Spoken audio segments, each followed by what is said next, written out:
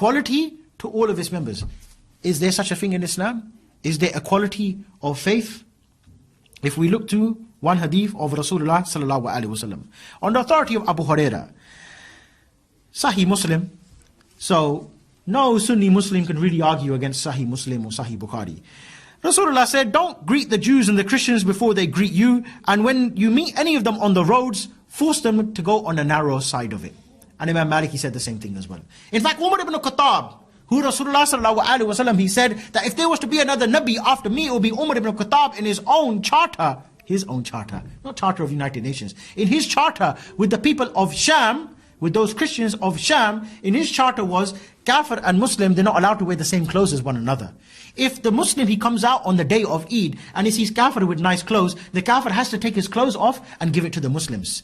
The Kafir, when he walks inside the street, he has to wear a red belt around his neck, and he has to have his forehead shaved, and he has to wear two shoes which are different from one another. He's not allowed to walk on the pavement. He has to walk in the middle of the road, and he has to ride on a mule. And that's only for the adults, not for the children. And you can see how Islam would make the child become a Muslim. The kafir, or the child growing up in a state of kufr, he will turn to Islam. Why? Because the child will be walking along with his dad. He said, Dad, yeah, why you got your forehead shaved? I don't know whether these Muslims, they make me do it. Why you got to walk? Why can't you ride the animal? Like the Muslims, they ride the animal like this. Why are you walking with both legs dangling on the side of the donkey?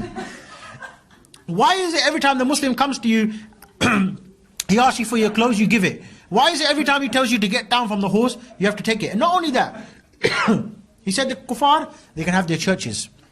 They can have their churches, but they're not allowed to ring the bell. And if a Muslim, he's walking by, let's say for example, a Muslim's been on Edgware Road for example. He's had some nice shisha, some nice steak, no hubble bubble, we don't deal with anything like that. And he's walking along and he's rubbing his belly and he's like, oh man, I don't want to upset my wife tonight.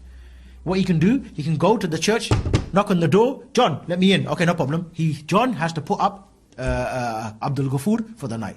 Abdul Ghafoor with his big belly, having his nice kebab. John has to open up the church and he has to go there and sleep there nice and comfortable and say, all right, John, thank you, and then carry on going early in the morning. Which wife is going to live with John under that type of circumstances? What kind of honoring is this for me to live with John and Abdul Ghafoor comes every Friday night and sleeps in our bed as well? Of course. Because sunnah is to look after the guest, innit? I can't make you sleep on my floor if you can't. You're a Muslim, by the way. So what about when Abdul Ghafoor goes to John's house? John, sleep on the floor, and I'll sleep on the bed. What's going to happen? Tracy's going to be on the floor thinking, my husband, he's got a forehead shaved, and this one, look at this one, Khattab, mashallah. Which one's more attractive? We're not gay, but I'm just saying. A man with his forehead shaved and one belt around his neck and two different colored shoes, or Amir Khattab.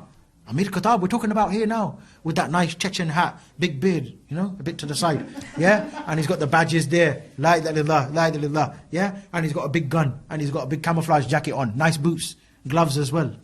Even if he's got a couple of fingers missing, still looks attractive. Yeah? What's Tracy going to do? John's in for a problem. He just let him in for a kebab, he lost his own wife as well. So everyone's going to become Muslim. That is, my dear brothers, the Islamic State.